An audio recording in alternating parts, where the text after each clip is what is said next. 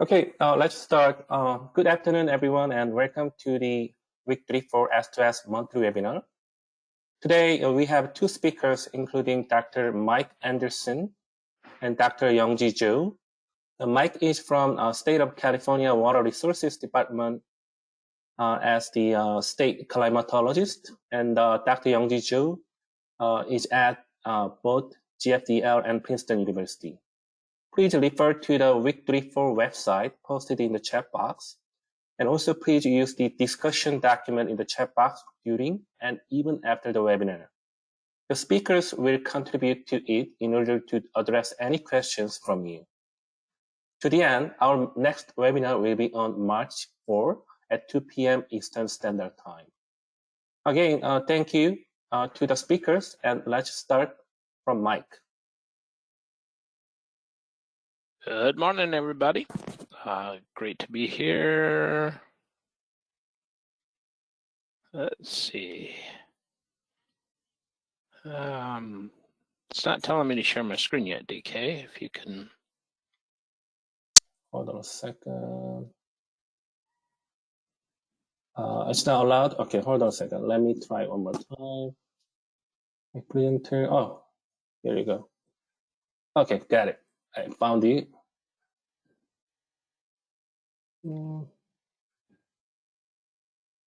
Muted. Oh, got it. Yep. There we go. Yep. Alrighty. Get that into presentation mode. Go back up for a minute there. All right, everybody. I want to talk to you today a little bit about the investments that the state of California is making in forecast development. This covers a broad range as we're trying to hit a lot of different areas, and a lot of it is in response to warming and a greater reliance on forecasting for our water management activities. So let's go here. There we are. So we'll first start with just some key climate features in the region, because those are really important, become some really helpful tools, particularly as we get into the outlook areas of forecasts. Talk about climate change and the extremes narrative, which is driving the interest, and then talk about forecasting supporting adaptation. So, all right, so here's California, a really cool place between 32 and 42 north.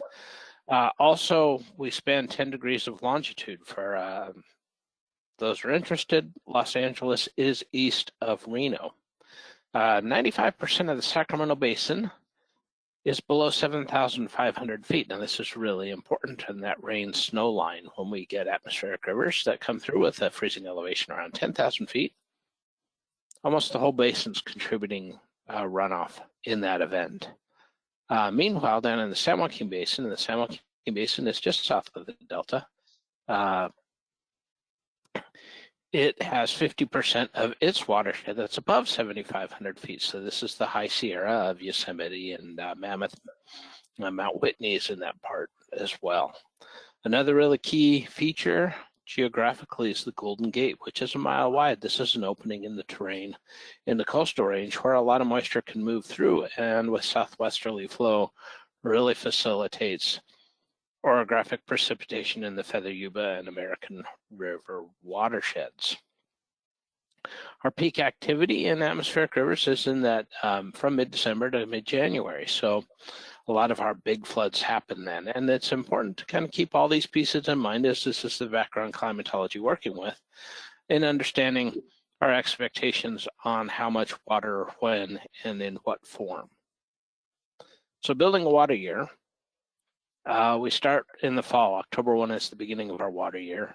And on average, precipitation onset starts up in Crescent City at the Oregon border on October 1.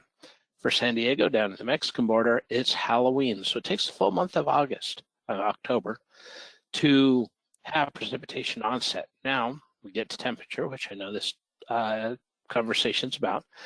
Temperature anomalies in the fall are really important, and we'll get into some of the spatial and temporal elements of that here in just a minute. But those anomalies can be really important, particularly late season heat waves, and also late precip onset with just an anomaly of a few degrees above normal can really be impactful. And a lot of that is, in the end, on soil moisture and the state of the soil moisture.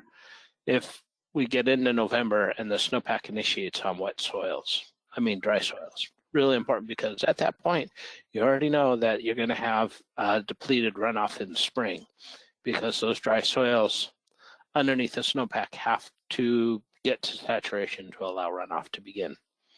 When are a big three? 90-day window for half our annual precip to show up, understanding the wet and dry patterns and any notable anomalies, because as the world's getting warmer, we used to think this time of year everything goes to sleep. It's just all about precip. Well, now it is about temperature because we have elevations where things that had been asleep are now awake, and then the landscape is awake. That means it's transpiring moisture, which means if it's not wet and it's a dry, warmer day, it's getting drier. And so a much more dynamic hydrologic state is setting up. So really understanding that, a really important piece of the puzzle. We get into spring, March, April, and May.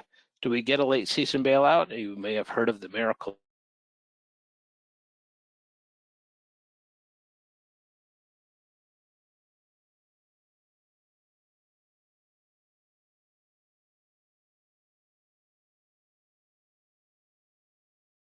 Mike. Into summer, but that's also then when our fire activity picks up. So understanding how that drying pace at scale, the heat events, punctuated heat events that can have a lot of public health issues, a lot of power issues, and fire issues. And then understanding in the late summer, August and September, how tropical activity may impact the state, as we've seen the past couple of years. One of the things not related to this webinar, but just to be aware of, we get to April 1. If it's not a good year, they're already asking about next year, and there's interest into the, what can you tell me? What can I do to hedge this year to be better prepared for a potential dry second year? And then the other part of the narrative coming into play is how much different will the next decade be? How much warming is going to happen, and how do we deal with that in setting our expectations? And that relates to kind of the climate normals. Anyway, so the narrative of climate change in California: warmer temperatures, greater variability, more extremes, more rain, less snow, a longer dry season, rising sea level, and ecosystem changes. So all of this going on and happening in a more dynamic hydrologic framework for water management, we really need to understand at longer lead times how much water and what kind of temperature environment we're in. Warmer droughts worse? Yes, well, they dry out soils, they increase that soil water deficit that has to be filled before runoff happens. And again, if this is happening dynamically through the winter, that means, it's not just, hey, we got the soil saturated, now we have runoff for the rest of winter. No, it means we can, go a month dry in the wintertime. We're starting to dry out, and that has to be refilled. Warm air holds more water vapor. Well, bigger storms, right? But it also means the atmosphere can be thirstier and pull more water from the landscape. Just a note on warming: the blue circles there with the blue triangle, that is the climate normal 1901 to 1930. Latest one you hear, 91 to 2020. We've warmed a couple of degrees, and you see the squares are a lot further from that diamond than the circles are from the triangle. This is important in water management if we use average to plan to. Well, in the first part of the 20th century, not a bad deal. Now, a little sketchier proposition because you're finding that the outcomes are not near the average.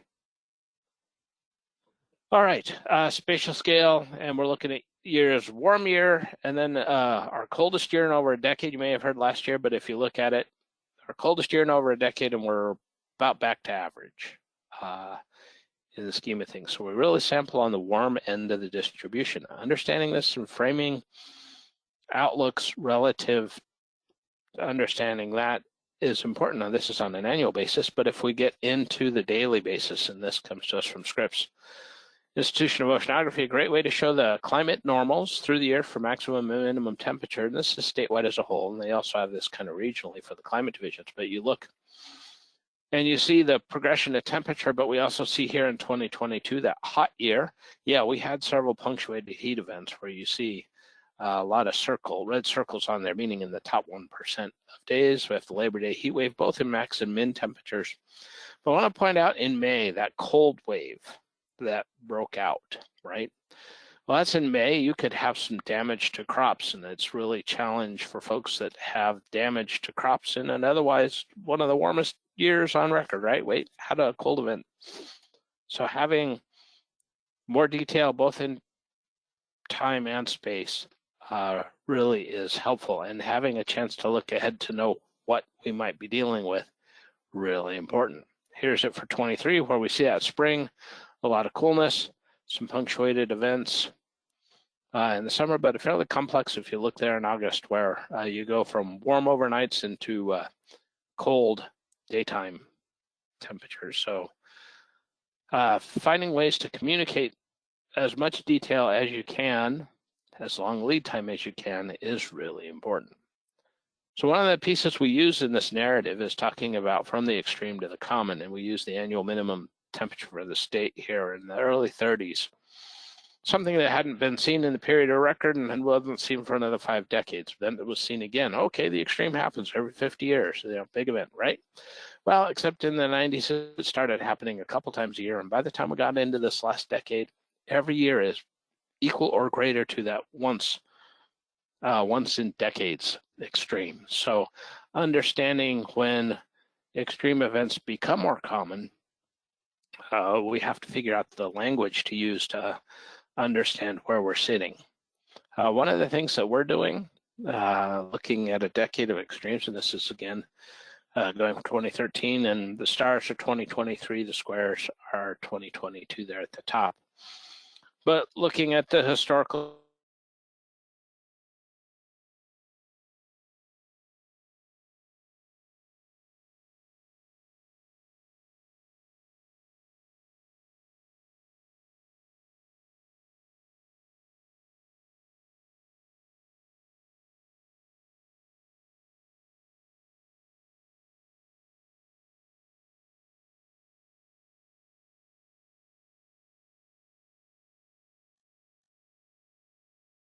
or having to apply for changes to things. And when you do that, you go through a public process. And if you start doing that 3-4 years in a row, people are saying, well, why are you trying to cheat?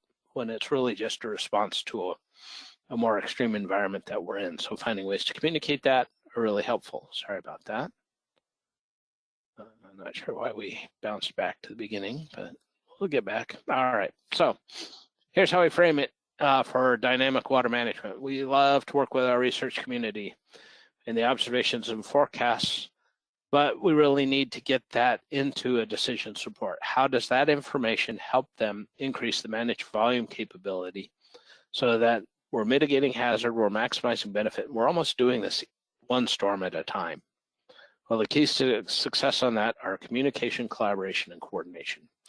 And a lot of work going into this over the past decade and more to come. So pretty exciting times. Key feature for California, watching this play out over the past couple days here. 90% of the transport, 10% of the area for the globe for moisture. Most in the first 2.5 kilometers of the atmosphere, which is why the Golden Gate is so darn important. There are keys to water supply and flooding.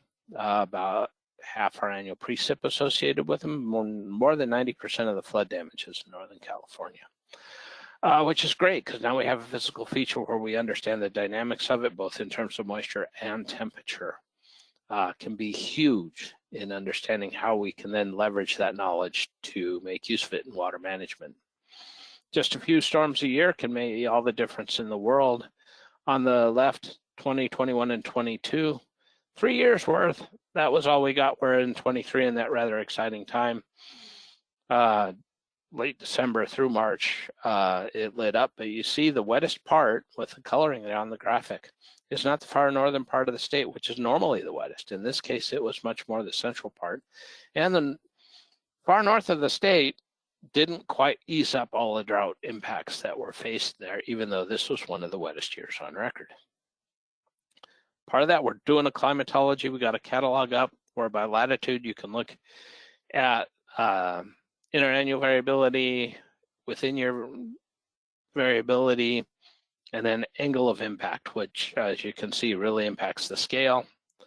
Ones and twos we count as beneficial. Threes are kind of a mix. Fours and fives are more hazard than benefit. So really working to try and get as much information in on there. And this is on the Center for Western Weather and Water Extremes webpage. Temperature, rain, snow, boundaries, complex. Every watershed's different, but really needing to understand where that snow line sets up is really important to understand what kind of snowpack we're going to have. We map it now with the Airborne Snow Observatory, so we know how much snow is where and how it's distributed across the landscape, but also modeling the snow to understand when it's ready to melt. So when you have a big warm up in the spring, you know how much of the pack has enough energy in it to actually begin to melt and at what elevation. Within year variability, this was the great pivot from last year, really knowing ahead of time when these kind of events are in play is really helpful, particularly in the emergency response community where I've been busy of late. Putting it all together, trying to understand the balance, rain, snow, timing, how much water is moving through the watershed so we can work with our reservoirs to manage the water as flexibly as possible, connecting that with groundwater for aquifer recharge, understanding then how that's working in the downstream system, understanding what's happening in the watershed temperature-wise to know what the vegetation's doing, and to know how quickly things are drying when we're not getting. Good news is, as you see, there's a lot of activity that we're doing because there's research going on in every one of these activities, which is pretty exciting. So get to the nuts and bolts, week 3 and 4, our expectations. Really love to know timing, pace, and scale of events, both temperature events and precip events. Those pattern change possibilities. Are we going to go dry for a while? Are we going to go wet for a while? Just so important. And then the potential for extremes. When are we in the top 10%, top 5%, top 1%? Those are the kind of things that we'd love to have. And we'll keep trying to provide some research to help shape this and give you the opportunity to provide that good information. Finishing up, warming world, a lot more new and infrequent extremes, which really impacts our ability to manage water. We only expect them to get bigger with longer dry spells that are warmer, more adaptation strategies to maintaining supply reliability, reducing flood risk at the same time. More spatially explicit data at more frequent time intervals, really understanding the state of the watershed, improving those forecasts, give us key information, longer lead times. We have greater clarity in the available flexibility to meet a lot of different criteria. So anyway, that's what I got for you this morning. Happy to answer any questions, or DK, if we want to do it after all the presentations, do that just as well. Thank you much. We'll try and get back to the webinar and stop sharing here as soon as I can get it up. Yep, in the meantime, thank you, Mike, for your presentation. So anybody who has any questions to Mike? Oh, and also I posted the discussion document on the chat box, so please feel free to drop down. But because you have like 5 more minutes, so Mike, I put the 2 questions, but I think like first question is meaningful at this moment. So freshwater is critical for California. So is there any ongoing collaborative effort with NOAA, such as Unified Forecast System or specifically a regional forecast center in California and Nevada? Yeah. Yep. We have a huge program funded at about $10 million a year. Oh. Where we collaborate with NOAA Department of Defense on the atmospheric river reconnaissance, really looking at getting better initialization of vapor transport information into the global forecast models. We have been, over the past 5 years, had 2 collaborative development agreements, one with the Physical Sciences Lab in Boulder and one with CPC to really look at opportunities improving subseasonal to seasonal forecasting. Working on finding some additional resources to keep those collaborations going. We have other efforts in the Bay Area where we're working with OAR with some gap filling radar in the Bay Area. So the 10-county Bay Area using X-band radar to help fill in the gaps where the Doppler systems miss because of terrain blockage. Really important with atmospheric river precip, which is often lower level than the Doppler systems can capture because of that terrain blockage. So a lot of exciting pieces, a lot of different groups within NOAA, and hoping that those investments will continue to yield benefit for everybody. Great, great. Yeah, this is certainly a challenging time and also exciting too. So please, I think with a given limited time, it's not allow you to cover all of them, but if you can fill out the answers with your knowledge, and that would be beneficial for us to foster further discussion regarding the S2S in California. Okay, so if not, let's move to the Dr. Youngji Jo at GFDL. Youngji, can you speak first? And then I can make you the presenter again. Yes, can you hear me well? Yep, hold on a second. Yes, and then I'll make you the presenter. Yeah. Okay. Can you try now? Okay. Can you see my full screen here? Yes. Okay. Yeah. Thank you. If you have any insights regarding the influence in the North America, in the Pacific Sea, we have a discussion document in the chat. I will post it one more time.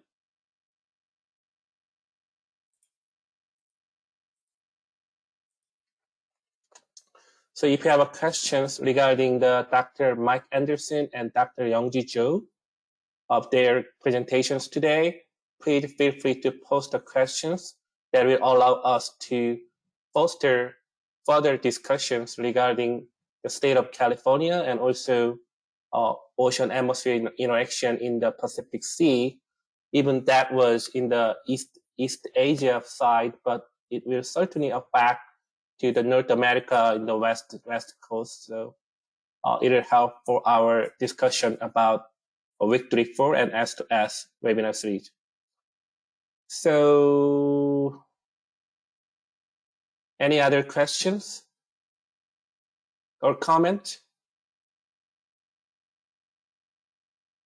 If not, we will resume our Victory 4 S2S webinar in March 4, 2 p.m. Eastern Standard Time.